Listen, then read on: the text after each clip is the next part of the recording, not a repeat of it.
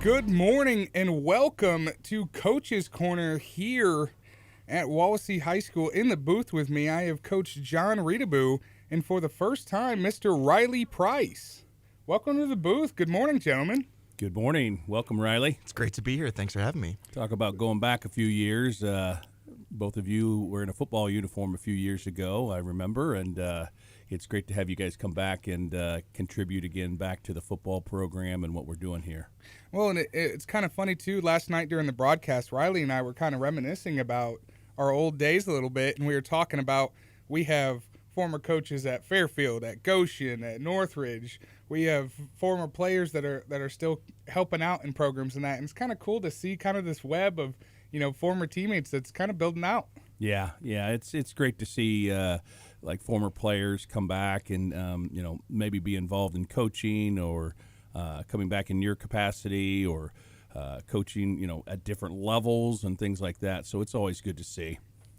Well, good. So in this first segment, let's talk a little bit about last night. Tippy Valley came to town, tough loss for the Warriors by 11. Talk us through this week of prep coming up to the game. Well, this week we have a new offense and new defense this year, and we, as typical, try to be very vanilla in our scrimmage, and so we felt pretty strongly that we were going to be able to put some points up on the board, and we were pretty much had a good feeling for what they're going to do offensively. So our defense was geared and ready to go. The only question marks for us was special teams, because we have a brand new kicker and a new punter and a new long snapper, and those things could rear their ugly heads if you don't perform them right. And so that was my only kind of worry coming in, is how they would perform, and I thought they performed very, very well. I think our special teams play was good enough to win a ball game, so that was relief. The guys executed well. We missed a couple opportunities to take one to the house, or at least a huge return, and it's just a missed block here or missed assignment there, and we were close, and the kids know it, they feel it, and they know we're really close. And I thought overall, we had a lot of things in special teams to perform last night that you don't always get in your first game, like a couple onside kicks. So we were able to do that in competition. And for it sounds like, I'm sure you try it in practice, but, game time is completely different. You got two of those, and both of them you had an opopportunity to get. So Absolutely. It's not like you're that far off either. Exactly. And, who knows when that's going to come in handy down the season. So that was a positive result of the game. That was maybe a question mark, but defensively, we knew the Parker kid was going to get the ball a lot. They were going to ride him, and we knew about the Dirks and the Jones kid, that they were scary weapons. They've been playing since they were sophomores and maybe even beyond that, and they're good athletes, and they had a 4-year senior quarterback that's been the starter for the last couple of years, so we knew they had experience there. Their line was not as experienced. It's all new guys up front, so we were hoping we'd be able to exploit that. And they had some kids step up. They had some younger guys that had not had a lot of varsity experience make some big plays for them. But overall, I think our defense played pretty well. There was a couple times where they had it deep in our territory or got great field position, and we held them to a field goal. And we bowed our neck at the right time and stopped it and kept us in the ball game. And so those are positives on the defensive side. Offensively, we feel like we got a lot of weapons that we just missed a lot of opportunities, untimely penalties, turnovers. When you have 4 turnovers, it's hard to win a ball game with that many turnovers. And, they didn't turn the ball over. It was a couple times they put it on the ground, and we had an opportunity, but we didn't get it. We had a controversial interception that eventually led to a score by them, which, was an issue for us too. But, it's that those situations you got to be mentally tough, and you got to forget that last play, whether it went against you or whatever, and focus on the next play. And we're still working to overcome that, but we did a lot of times last night too. where they'd get a big play, they'd get down inside the red zone, and then, we'd stop them or at least hold them to a field goal. So offensively, we got more work to do than we probably anticipated. We thought we would be able to put more points up on the board, and a little credit to Tippy Valley. They played good defense, but we feel like we got some explosive kids that we really need to get them the ball and be able to put more points up on the board. So yeah, let's go back to the first quarter there. A long drive by the Warriors, stalls out a little bit. Good punt, goes all the way down the field. Talk about that first defensive possession, because that 3-and-out kind of set the tone for the rest of that first half. Well, we started the game about as good as you can without scoring. We got the opening kickoff, and we felt like, we could take it to the house anytime. I mean, we got some dynamic kids back there. We have good personnel, and we had 8 guys do a great job. We had 3 guys do a not so good job, and that's the difference between scoring a touchdown and just getting a good return. And if one of those 3 guys gets a good piece of his man, we might have been seeing the light show going off right away at Warrior Field. And by the way, that was kind of a cool thing. Right? That was very cool. That was sweet. Yeah. I think hopefully that inspires our team to want to see the light show a little bit more, and I think the fans probably enjoyed it too. I think a lot of people thought the power went out at first. There was like a hush the first time they did it, and then all of a sudden it was a cheers and cheers and cheers. Yeah. And it was kind of cool too. We were sitting right next to the light operator, and it's their first time too. They're clicking through and like, okay, well, what one does this one do? What does this one do? Right. What does this one do? So like there's a lot toy. of excitement up there to put up as many points as possible to see all the different variations. Yeah, and we hope to ring that up quite a bit this year. But as we were saying, that first drive went pretty well. We were able to run the football and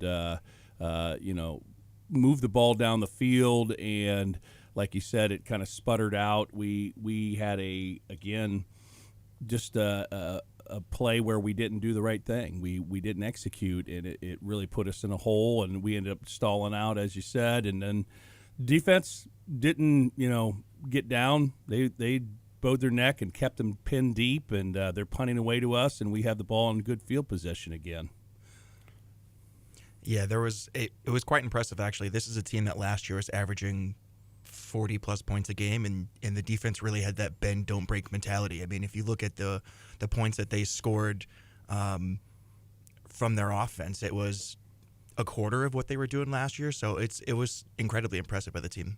Yeah, we basically our defense gave up a touchdown, and Exactly. then 3 field goals. And when you can do that, you put yourself in every game. We feel like we have a good enough offense that shouldn't hinder us any. We should be able to put up more than that. And so, you take away the pick 6 on the hit on the quarterback or fumble, however you want to interpret how that went.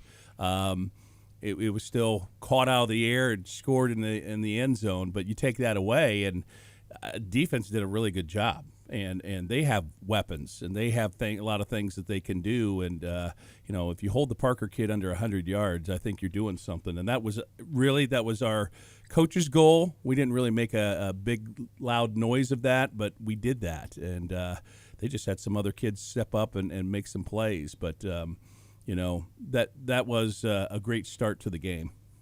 So we've talked about defense and that a lot to start this off. How on the offensive side of the ball do you look and see that first half? Because your offense looked a little bit different in the first half to the second half.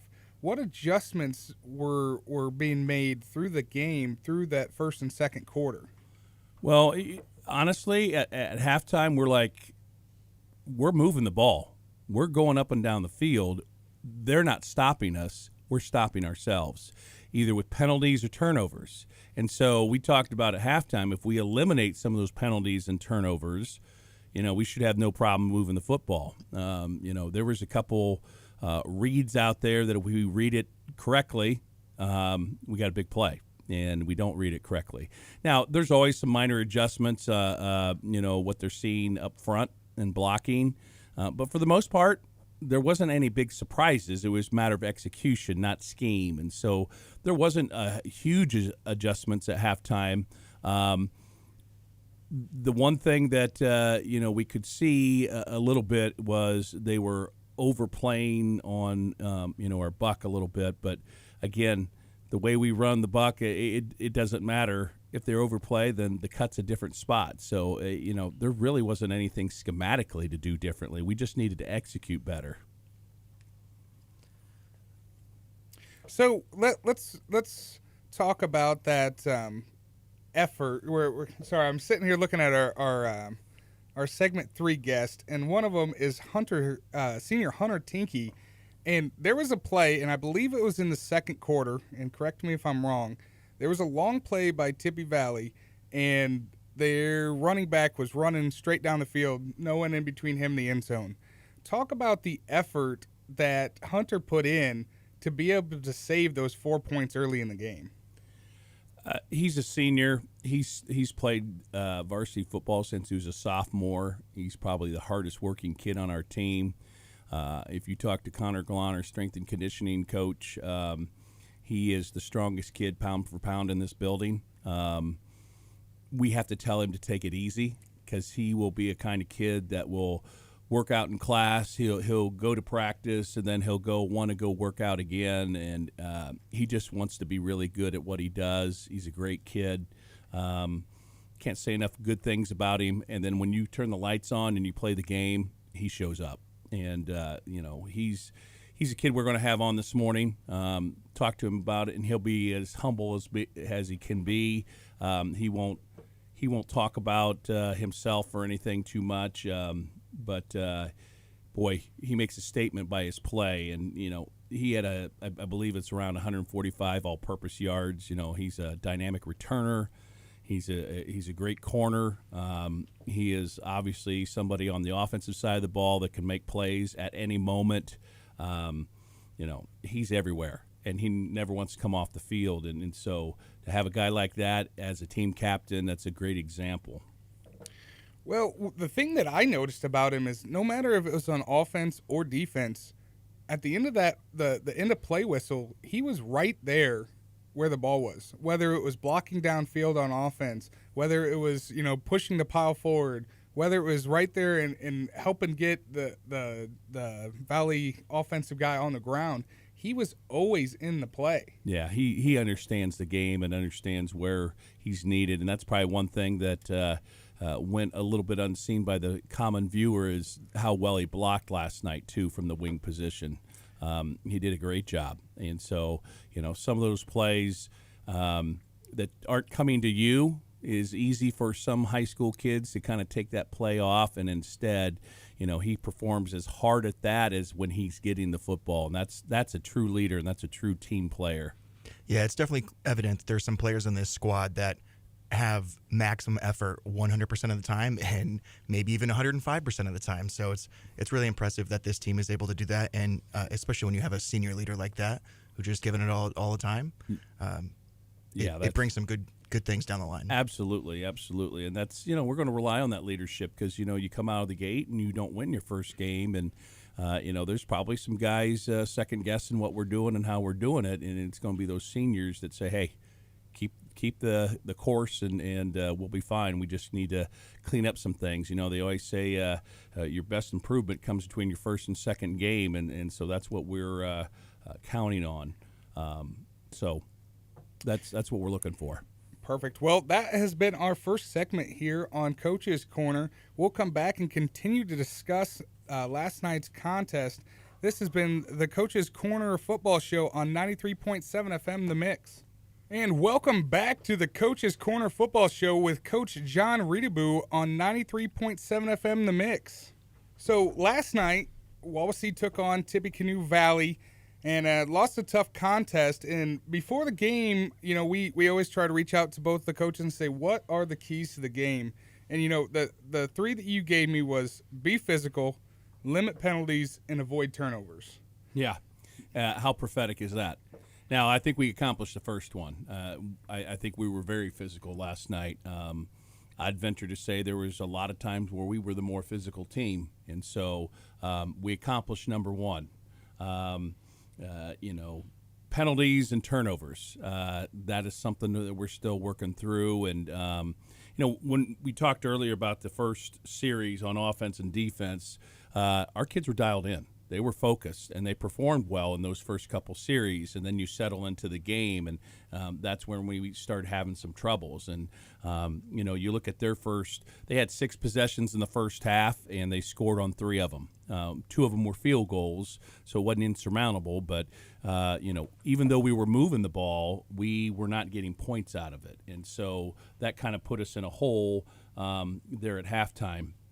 And so that is going to be continuously our keys to the game is to be physical, eliminate silly penalties and execute well and avoid the turnovers. When we do that, we're successful.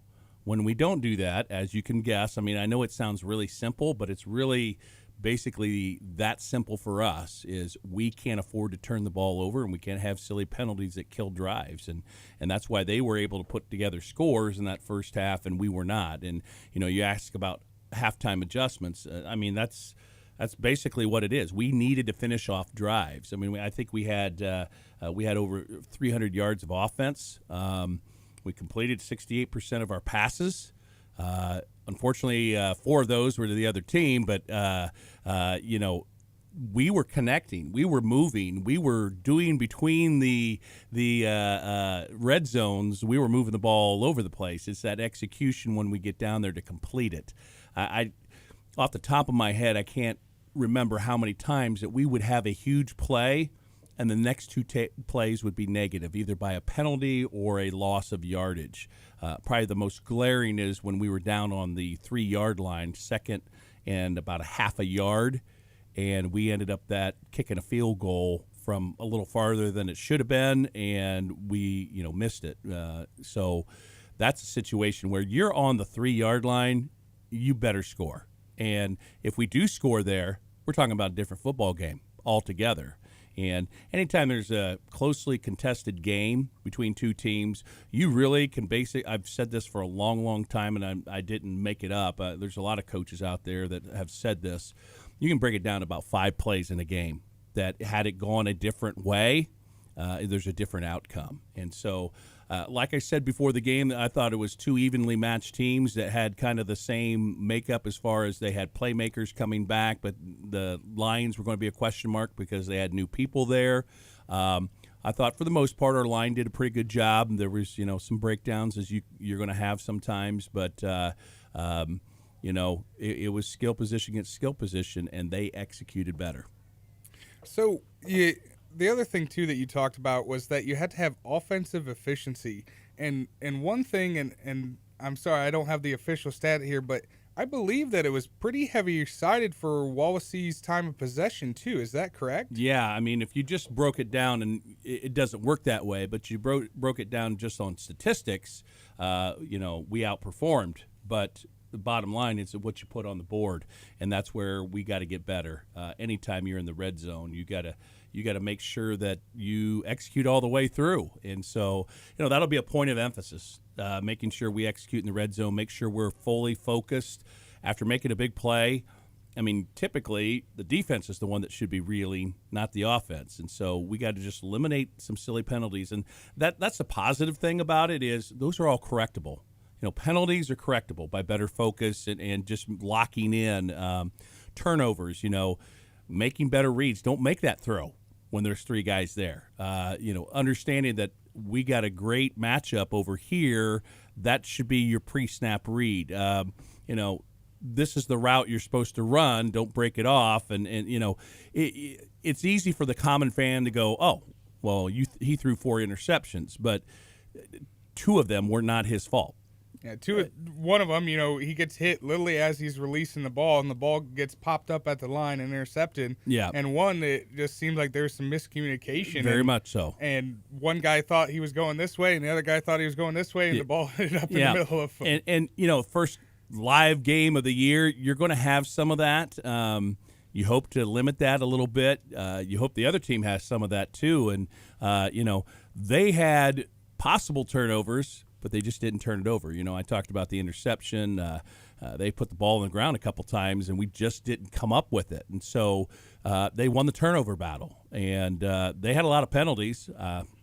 In my opinion, they probably could have had twice as many penalties, but we won't get into that. But that's what a first game looks like. It's the first time the kids are out under the lights. You got a lot of first-time performers like we did. We had some juniors, in their first varsity game, and you have a game that looks a little bit like that. And whoever is able to perform at a better execution of their offense and defense and things like that is the team that's usually going to come out on top. I mean, our defense, just to give a comparison, in the first half, they scored 3 out of 6 times. In the second half, out of 5 possessions, they scored once, a field goal. We made them punt 3 times, and they missed a field goal. So different execution in the second half. We didn't do anything huge schematically. We did little tweaks, and I'm not going to give those out over the air. You don't want to give anybody any fuel, but defense performed better in the second half, and offense performed better in the second half, and that's getting a half under your belt and getting that confidence too of my goodness, I do belong on this field and I can perform at this level. And it's the flow of the game too. I mean, we emphasize we can't come out soft in the first possessions, and so what did we do? We came out ready to go. We emphasized being physical, and we came out, I think we were physical the whole time. It's just that one factor that seems like I've been talking about the last couple of years is when you got to be locked in and focused every time, and those silly penalties and turnovers is what's hurting this team. It's not necessarily the other team stopping us, it's us stopping ourselves. And like I said before, that's a positive because those are things that are fixable, but we got to stop doing those things or we won't get any better. Yeah, it's all those little things. I mean, the thing that I thought that was exciting about this team is that the offense is really moving the ball. There was a few hiccups there, but as soon as they came off the field, the defense came and were just physical at the line. I mean, you mentioned Parker had just under 100 yards for the entire game. I think it was 91 yards. That kid's a stud, and the fact that defense is able to pop him at the line over and over again just goes to show that it's those little things that are correctable. Yeah, I knew we were ready when he got the ball first 3 carries and he got very little. And I'm like, okay. It was evident that we were here. Yeah, we're dialed in. We know what we need to do, and that was very encouraging right off the bat. And I will say, from a physicality standpoint, there was, even if, the defender was out of position and, doing more of an arm tackle, there was always a second warrior that was coming there to clean up that tackle. That's by design. We've been harping on the kids constantly. You talk about summer preparation and leading up to this game. 2 things we've been harping on with the defense quite a bit is communication, especially in the back end. Everybody knows what kind of coverage we're in. It's vital. Too many times in the past, we've had the guy on the far side didn't know what coverage we're in, and that's just unacceptable. You got to have better communication. So we've stressed that quite a bit. And, there was a couple times where our DB might have bid on something, but for the most part, they weren't getting anything through the air. I got to throw out Lucas Linder's name because he covered Jones all over the field. And, one late chair route that he got fooled on that they didn't connect on. But besides that, he blanketed in the whole game. Well, and it's always a good game when you don't get to talk about a corner, because that means that they have done their job and locked down the wide receiver on the other side of the ball. Yeah, and that's a little side note, too, because both those boys went to the state in the 200, and so Jones got him in the 200, so he was going to make sure he didn't get him in this football game. So that means what? You had about 200 plays total last night, maybe 160? So that's 160 different track meets, right? Yeah. Our DBs and receivers ran a lot of miles last night, and one of the things we got to do offensively is make sure those miles are with some fun at the end of them, like touchdowns and things like that. So, it was good to see Lucas lock onto him and make sure that he didn't hurt us. But overall, I think our back end is going to be our strength. I mean, our DBs are all experienced. They're all track guys. They have the physical capabilities. They have the mental capabilities. They're locked in.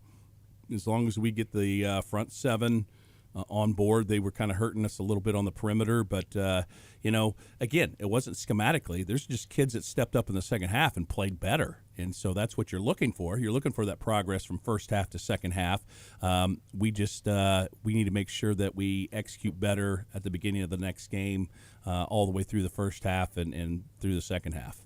Yeah, it's to go back to the front seven there. You had mentioned that there was some issues with the perimeter, but really they had the inside just stopped. You could not do anything between those tackles, which goes back to your D-line being able to fill up those holes, but also your linebackers being able to come in and fill them when they're not there. So. Yeah, it's a good observation because they abandoned the inside run pretty much early on, and they were going to try to test us on the perimeter, which, Mishawaka Marion did the same thing and had some success, so they probably felt like they could do the same, and early on they did. There was a couple tosses, again, not to Parker, to a couple other kids that went for big yardage. But once we got dialed in and played it better, like we knew we could, then that stopped. And so that's when you're doing a good job on defense. You took one part of the game away, and you gave up some other things, and then you stopped that.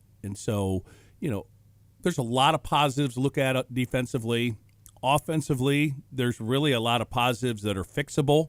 If you look at the game film and you go, they're just better, or, we're struggling, we're going to have to, really be creative in how we can score. That's not the case. It's just eliminating those mental errors, which are fixable. And we hope that, the old saying of the biggest change between the first game and the second game comes true. And that was the last thing I said to him coming off the field. This is just the beginning. This is not our season. We need to lock in to the next game, because the only thing that's going to make you feel better is a W next Friday night against West Noble. Exactly. And one thing that I will say as a former player is when you lose that first game, it's kind of heartbreaking, and it kind of goes back to your leaders and that locker room of, hey, no, this is our line in the sand. This kind of defines your moment as your senior year. Are we going to build a culture that's going to be, no, we don't accept losing and we're going to win? Or are we going to kind of take a step back and say, well, we don't know?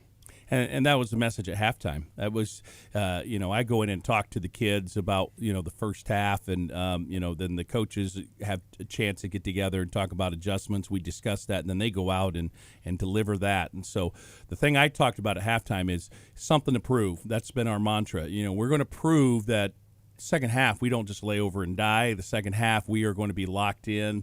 We're going to make this a 4-quarter game, and we did that. And so I'm very proud of our seniors and our team for doing that part.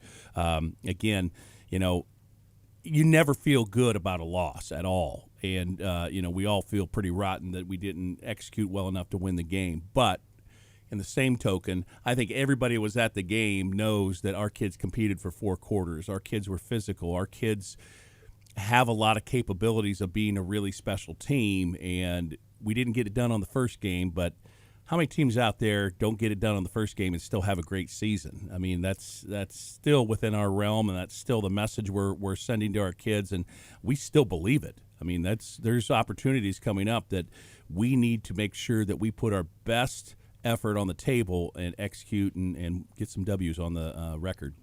Well, thank you, Coach. Let's move past Tibby Valley, and let's talk about our next segment. Next segment, we will have freshman coach Blake Haney and senior Hunter Tinky.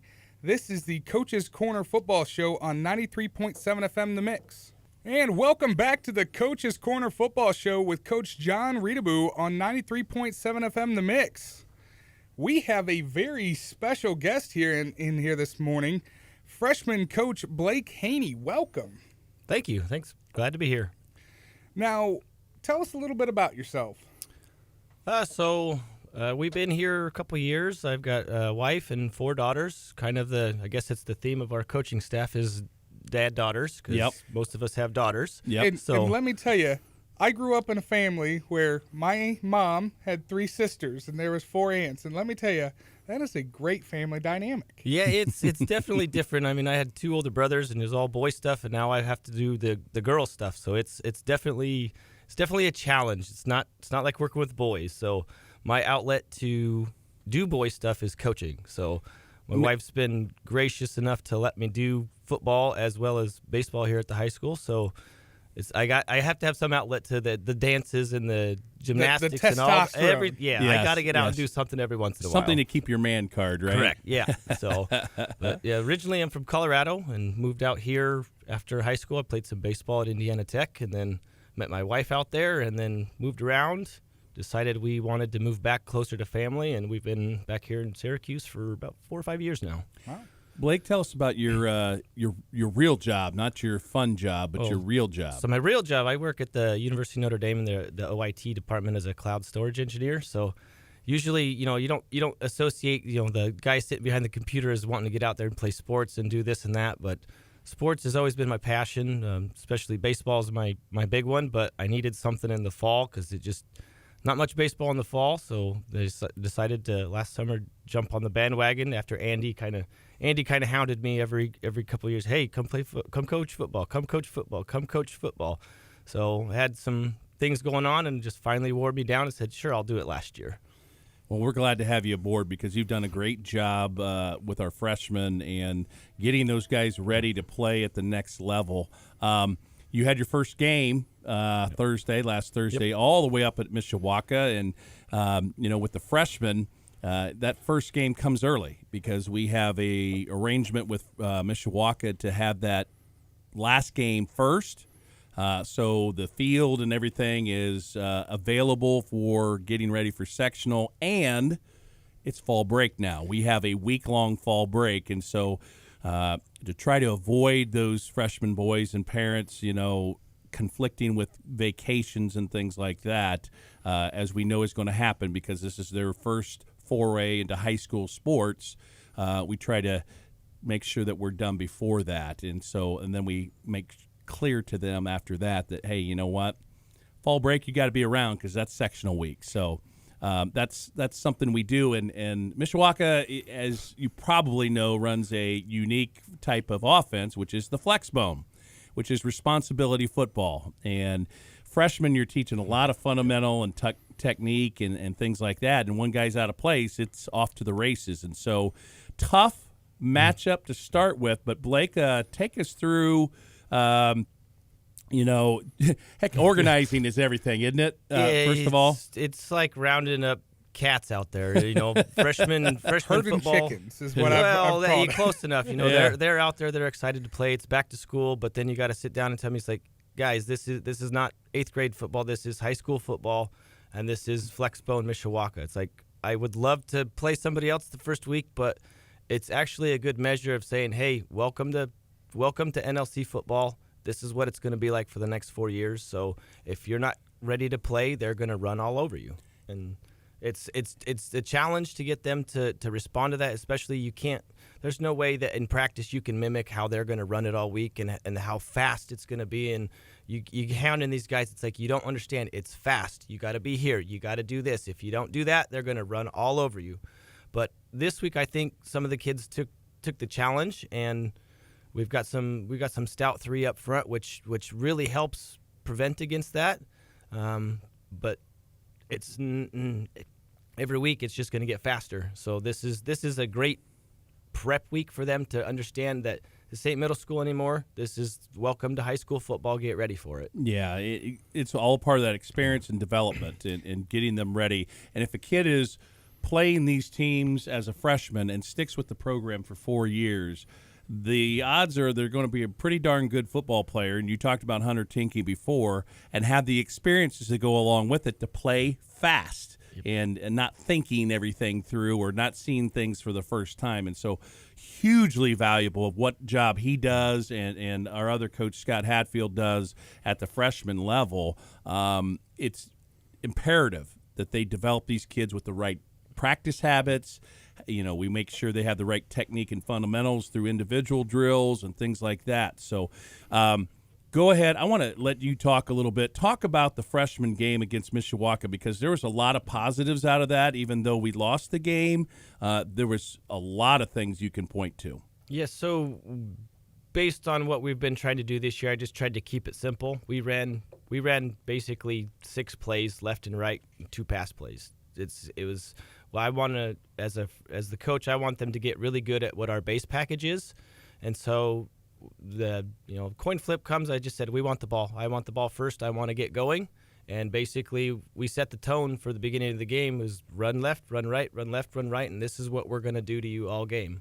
And so I think that actually helped the mentality and how the kids responded when we got the ball back. We marched 60 yards and scored on the first play, or the first series. And when you have, three linemen like that, that can kind of take that stress off too. That's got to get them into the game too of, oh my goodness, I can finally hit someone and I can finally, drive off the ball. Yeah, it's those linemen are a challenge. The backup guys when we're doing scout team D and stuff. It's they get there, but then when that first play when they get knocked in the mouth, it's like, hey, what are you gonna do? Are you gonna respond to that with aggression, or are you gonna let them take you over all game? And I think the linemen, after they we'd been practicing 3-4 all week, and then Mishawaka switched to a 4-3, and it was, hey, what's going on? It's like, just follow your keys that we've been working on all week. It doesn't change anything that you're doing, just block the person you're supposed to block. And then all of a sudden we had a running back running for, I said 180 yards, but I looked at the film. He probably had over 250 yards rushing. Wow. He had some big runs. Jason Evans is the kid you're mentioning, and the other running back, Jackson Brown, is just as good. He runs downhill just as hard, and with those two running and keeping them fresh between offense and defense is going to be kind of the key. So, but with those two-headed monsters running, this group's got a pretty good potential this year of going pretty far. And you had a tight end that made a couple outstanding catches as well. Caden Andrews and Johnny Zachary, they have a good combination between the two. It does help that Caden's 6'2" as a freshman, 190 pounds. I mean, he's a big boy, but he just throws it up, and those two have some trust built up between them. He throws it up, and he goes and gets it. Made a great one-handed catch, and they probably had 50 or 60 yards between the two of them. Saved us from, it was 3rd and 12, and we get 15 yards on both of those plays. So those two have a good repertoire between them, and then we just got to build up some other tools around them to complement them, and I think we'll be a pretty solid freshman team this year. A couple guys defensively that found their niche in the Mishawaka game, because that's when you really find out who's a gamer, as the saying goes. Parker Schmidt as the nose. I mean, I wasn't quite sure how he was going to respond early in the week, because it's hard to prepare against scout team stuff. But every time I was watching the play, he was in there. Logan Hoffer, same thing. Those three up front, Hoffer, Schmidt, and Andrews. Those three are going to be a nightmare as they get older and bigger and stronger.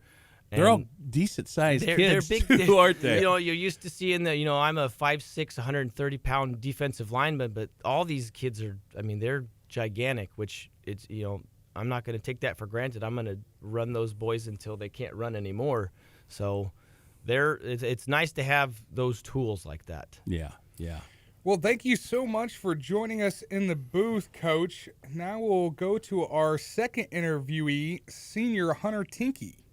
And welcome to the booth, Hunter Tinky. Now, last night, I have to put this out there. We called you quick, and then I corrected Riley, and I said, no, he's not quick. He is fast. And let me tell you, almost every play last night, it looked like you were the fastest man on the field. Thank you. It's just that track speed. There you go.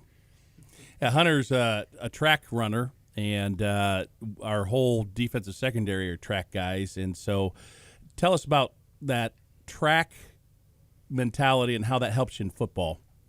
Yeah, our track team is, we're very close with each other, and especially our 4x1 team, which is 3 of our 4 DBs.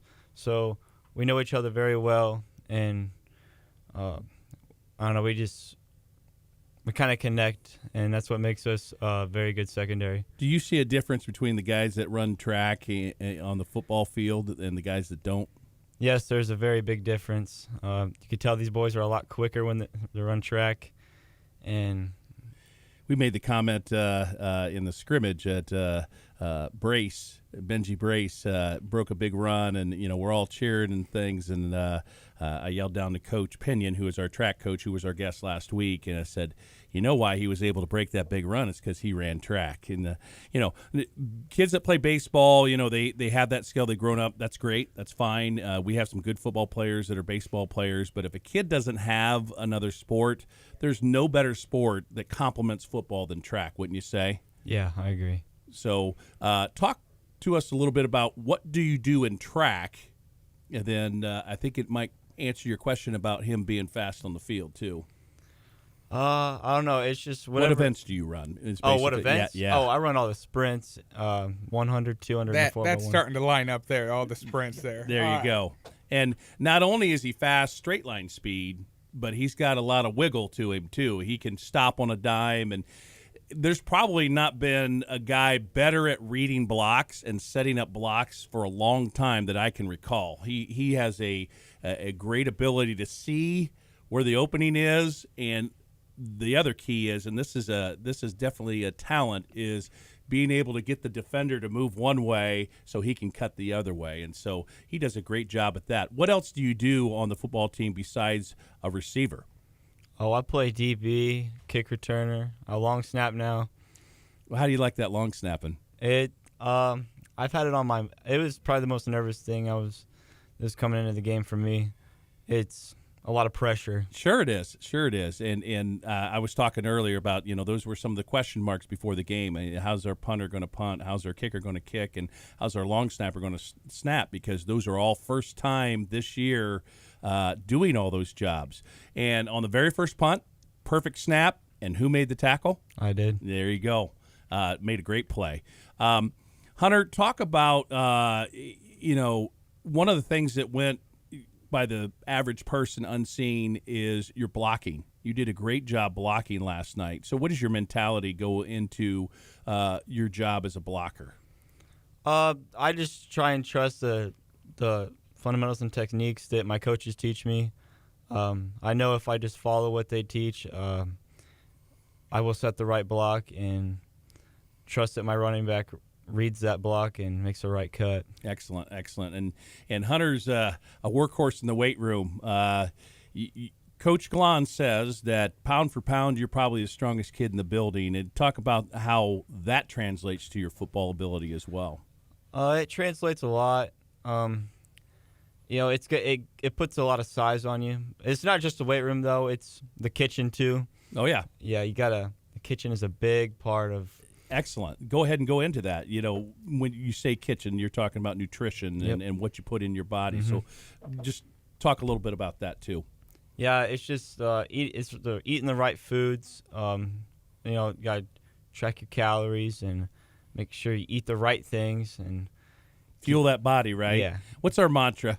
Something to prove. And what's our other mantra after every practice to remind you guys of what you need to do all the time, those three things? Eat, sleep, and hydrate. Very good. And so for a fact that you got to hydrate or you're going to start cramping up because you're on the field constantly. You got to eat right because you got to fuel that body for the massive workouts you get on Friday night and throughout the week. And then you got to get enough sleep, too, for your body to recover, right? Oh yeah. So, Hunter, how did you see the first game? And I know we didn't get the W like we wanted, but what was your evaluation of the game from a player standpoint? I believe this is probably one of the best games we've played so far in the last couple of years. Even though we didn't win, I do believe we won the second half of that game. Like everybody left everything they had on the field the second half.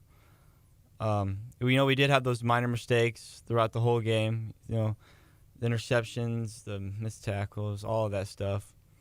And I'm excited to see what we have for the rest of the year. Yeah, it's very encouraging. And you, as a senior captain, are one of the guys that are going to set the tone for the rest of the guys because we can only go up from here.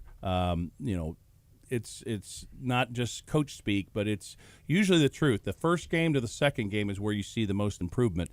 And imagine if we take out the silly penalties and we don't turn the ball over, how electric we can be on offense, right? Oh, yeah. So West Noble. What do you know about West Noble kids? Do you know any of them? I know a few of them. I know a few of them from track. They don't have the best speed, but They got a couple guys though. The quarterback, Drew Yates, yeah, I know him. He does hurdles. he's pretty quick. Went to isn't he? state. He's pretty solid. He's good. He's a good quarterback. Yeah. We're going to have our hands full, and we're going to have to perform at our best next week too, right? Oh yeah. And you're going to be in charge of not only you, but the other captains, Lucas Linder and Hunter Kunish, of making sure we have the right mindset during the week and working hard. And like I said last night, the only thing that's going to make you feel better about this game is winning next Friday night, right? Oh yeah. All right, Hunter. Well, thank you so much for joining us this morning, Hunter. When we get back, we will discuss next Friday's game against West Noble. This is the Coach's Corner Football Show on 93.7 FM The Mix. And welcome back to the Coach's Corner Football Show with Coach John Reedaboo on 93.7 FM The Mix. Now, in this last segment, we would like to turn our eyes to next Friday. Next Friday, Wawasee will travel to West Noble to take them on at 7 o'clock. Little plug for us here. Our show starts at 6:30. Kickoff is at 7. So, Coach, let's talk a little bit about West Noble. Going up the hill, right? That's West Noble's unique setup is the locker rooms are down at the bottom of the hill in the school, and you go up the hill to the top of the hill to play your football games. And so every time we go over to West Noble, it's all a matter of planning on what you're going to do after your warm-up. Are you going to come down the hill and go in the locker room? Are you going to stay up there? And then same thing at halftime.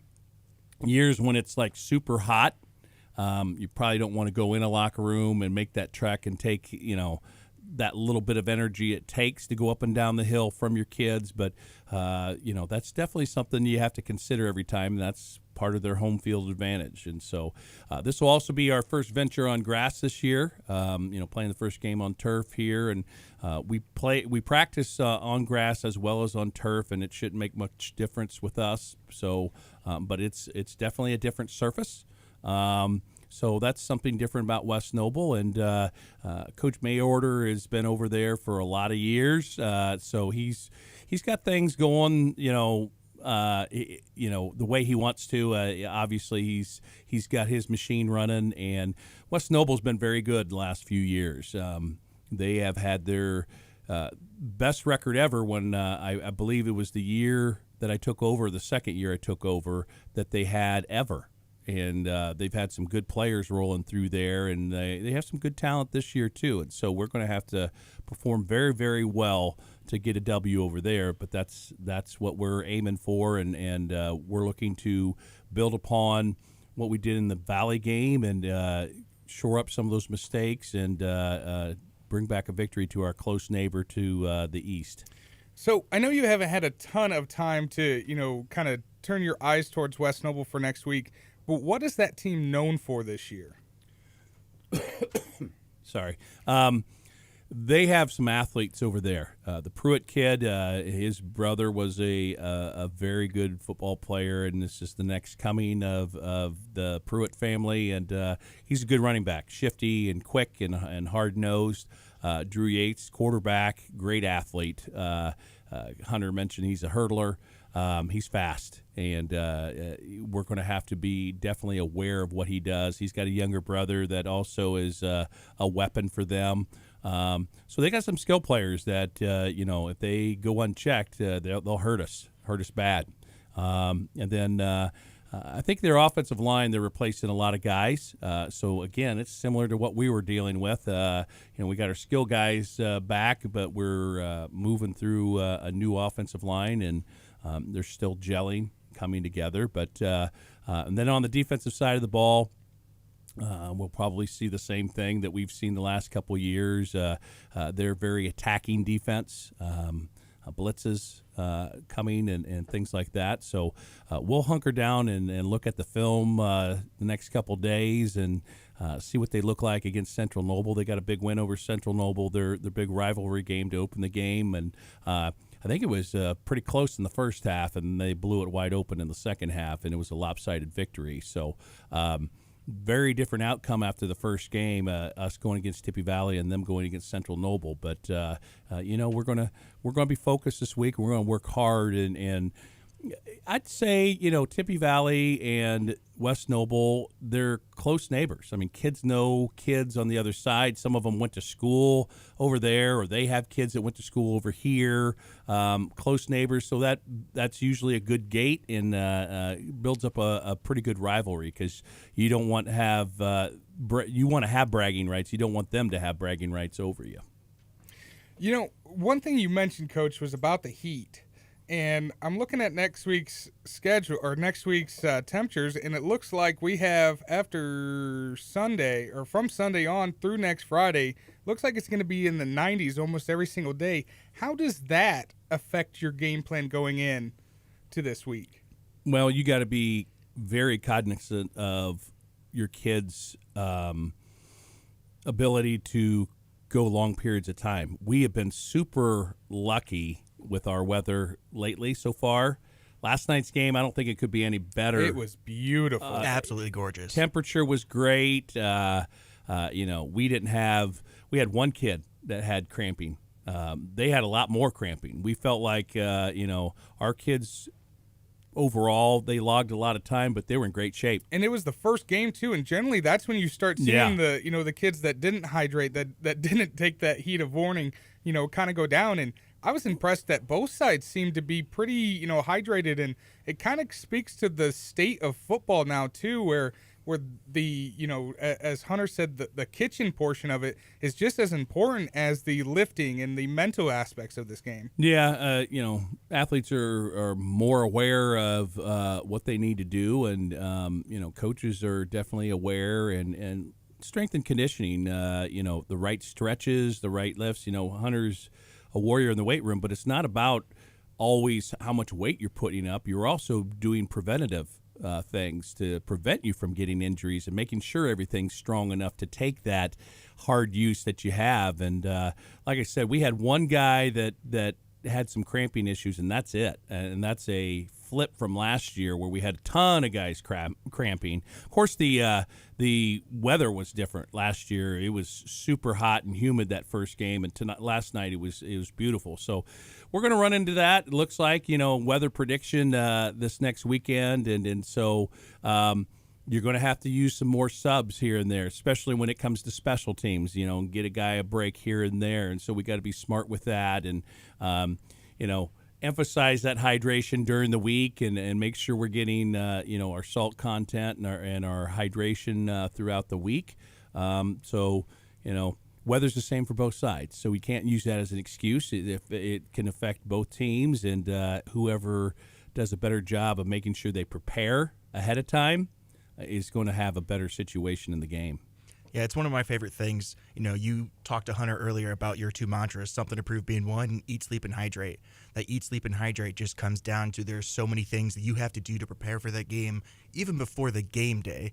And this next week even comes to prove that with that weather out there. Yeah, that's been the mantra since I've started, because I look at three things that teenage athletes abuse the most, and eating right, eating solid meals, the right kind of foods, and unfortunately in our society today, the bad foods are the cheaper foods, and unfortunately, some kids' budgets, families' budgets, that's all they can afford, and so trying to emphasize that any way possible, and we do team meal and stuff like that to try to get the right things in them, but that's a major issue.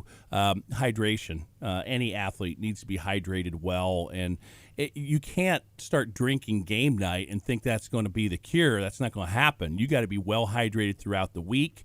You have to have the, Friday night, it's electrolyte replacement, but up to that point, you got to be well hydrated, and then sleep.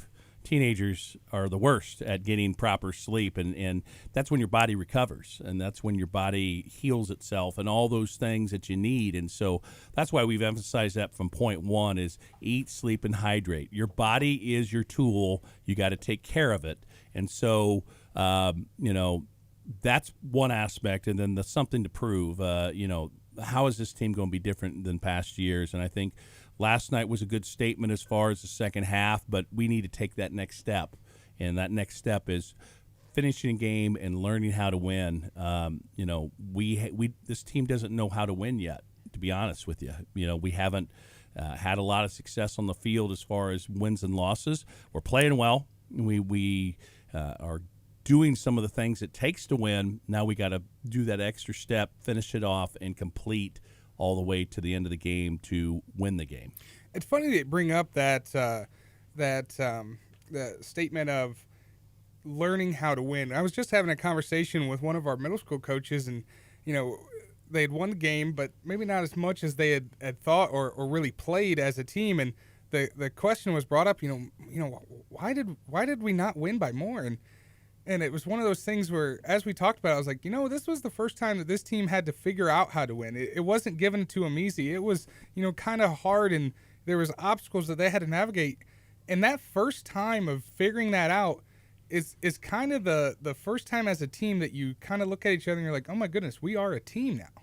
Yeah, it's the mental aspect, and we as coaches, we're responsible for putting our kids in those positions in practice and emphasizing those things when we're looking at film and we're installing things. Is that mental aspect of executing all the way through. Focus, remain focused. Who cares what the score is? Focus on executing the plays. If you're up big, you still want to execute fully all the way through. If you're down big, same thing. If you're in a tight game, you can't think about being nervous or anything. Just go out there and execute and do your 111, your job on every play, and trust that your teammate is going to do the same. And so that mental aspect of trusting your teammate and being focused all the time. I remember back my old coach, Tim Roth at Winnemac, Hall of Famer. His last thing he said to us every time we went out is concentration and execution. Concentrate on what you're doing and then execute it to the best of your ability. And those two things were like, that sticks in my head even to this day. And I have to admit I'm a little bit older on the coaching ring, but it still sticks out. And it's really that basic. If you concentrate and execute to the best of your ability, good things are going to happen. Yeah. So as we look forward, what will be your game plan going into this week? Well, that's going to come out of our film study. Like I said, we have familiarity with West Noble. We've been playing them for a while, and Monty's been there a long time, and his assistant coaches that he has, most of them have been there for a while. And so we have a general idea of what they like to do, but every year, every team's different, and teams tweak things. And so this is good because each team has a game under their belt. That first game, all you have is a scrimmage. And most teams are like us. You don't show a lot, very vanilla. And so to have a game to look at, you really get a feel of what they're trying to do this year. And so film study is probably even more important this week. The first week, you're kind of going in blind a little bit. You have an idea, but you're not really sure what they're going to do differently. And I felt like our kids were prepared for Tippy Valley. We had an idea what they're going to do, and that's what we saw. West Noble, same thing. We're going to have a film study is going to play a big part. Of course, you look at last year's what they were trying to do, and you compare that to this year, what they're trying to do, and that's how you prepare your team. And you're looking for what can you attack, what can you exploit, what do they want to do, what can you take away. Those are all things that go into it. How do they align? How far can their kicker kick, their punter punt? Is there an opportunity for a block, or can we return? Those are all things that go into it, and coaches put enormous hours into film study and coming up with practice plans and scheme for the next game. And, as much as we do, it still comes down to the Jimmies and the Joes, the guys going out there and executing it. We can't win unless the kids perform well, So, coaches probably get too much credit for wins and too much blame for losses. Kids really are who's going to make it happen. And so coaches are a big part of getting the kids ready and putting them in the right place to succeed. But it really comes down to competition. Right? Yeah, competition. And it's our job to get them ready for competition and put them in positions over the summertime in competitive situations so they can execute in a game. Well, thank you so much for joining us this morning, Coach. Reminder, we travel to West Noble next week. Game starts at 7. Come support these Warriors. Our broadcast will start at 6:30. And that is a wrap for this week's Coach's Corner football show with Coach John Ridabou. Join us next Saturday at 11 a.m. and catch up on previous Coach's Corners on demand on YouTube at CPG-TV. This has been the Coach's Corner football show on 93.7 FM The Mix.